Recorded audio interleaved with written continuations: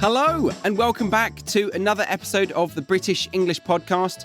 Today we're going to be continuing on with an extra episode for you to show you what it's like to be in the academy with another word that has been broken down in a way that helps shape and understand how to use it using examples, antonyms, synonyms, roots of the language, etymology perhaps, and of course some imagination to help you really remember the way that it's used. All right, so just imagine you've listened to an episode in the Academy. I've highlighted the best language from that episode. Then I've made an exclusive video about it, and we're going to go into that now. All right, so hope you enjoy that. Just remember that it would be a video in the Academy, and you'd get visuals with it and learning resources to supplement the audio/video. In this case, audio. You get what I mean. All right, let's get into it.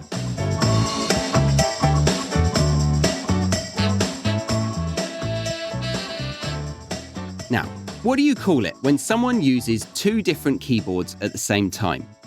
Stereotyping. Get it?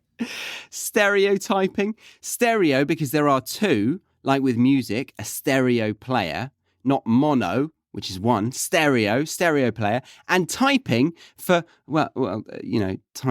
typing.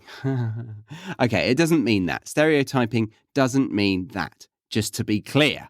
What it really means is generalization, a widely held belief that perhaps is true in part, but usually oversimplifies the thing. Imagine using the Google Images part of your brain when you hear the word British. What do you see? Cups of tea, the Queen, red phone boxes, things like that, right? Well, what do you see if I say British people? Maybe politeness, sarcasm, wit. Not bad. But now here's the big question. What do you see when I say English teacher? You probably see a handsome man with a great accent hosting a podcast, no? Okay, it was worth a shot. Anyway, a stereotype can be attributed to a thing, but often it is used for a group of people. That group can be any defining characteristic: nationality, height, name, job, fans of Doctor Who, anything you like. But it's a strangely constructed word, stereo and type. What's the origin? Well, it's actually from the 18th century, so certainly before any music playing devices, and it comes from French. That's a shame, but it is what it is. Usually, English words that come from French end in un, as in I-O-N, like station or passion or imagination. But this French word actually gets its origin from Greek. Stereos means firm or strong, and typos or typos means impression, which gives us firm impression, as in firm impression of an idea of something. You see? The roots often work. The etymology helps us here. This means we can use it as a noun to say something is a firm first impression, or as a verb, whereby we mean the process of making a firm first impression.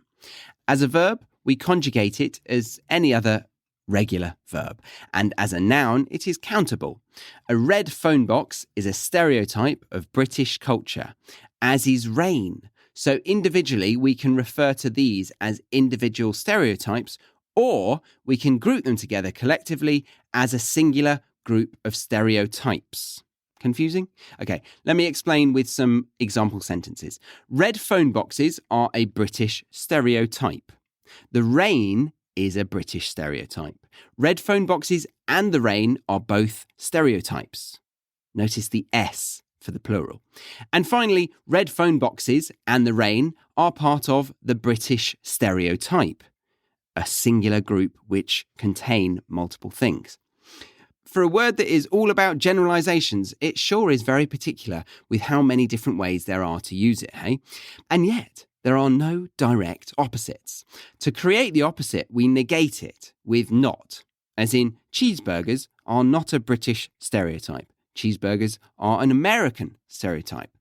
But just before we go, let's run through the most common stereotypes of British culture and British people. Fish and chips, roast dinners, cups of tea, and full English breakfasts. And we call these fry-ups, a fry-up. Slang for a full English breakfast. Now thinking of locations, we have Buckingham Palace, don't we? London Bridge, the Globe Theatre, and Stonehenge. For objects, we of course have the red phone boxes, red buses, and the Royal Guards in the red jackets and big black wigs. But what about entertainment? Well, we have the Beatles, Shakespeare, James Bond, Harry Potter, and Willy Wonka. And what about English language teachers? That's right, a man in a sound booth with a great British accent hosting the British English podcast.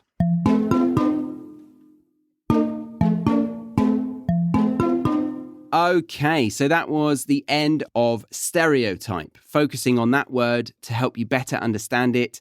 And that would be in the Academy if you were to join. If you are interested, then head over to thebritishenglishpodcast.com/academy to find out more. And that's the end of this episode. I hope you enjoyed it. My name's Charlie Baxter, and I look forward to helping you improve your English, be it through the Academy, the Premium Podcast, or the occasional free episode on the British English Podcast. See you next time. Bye for now.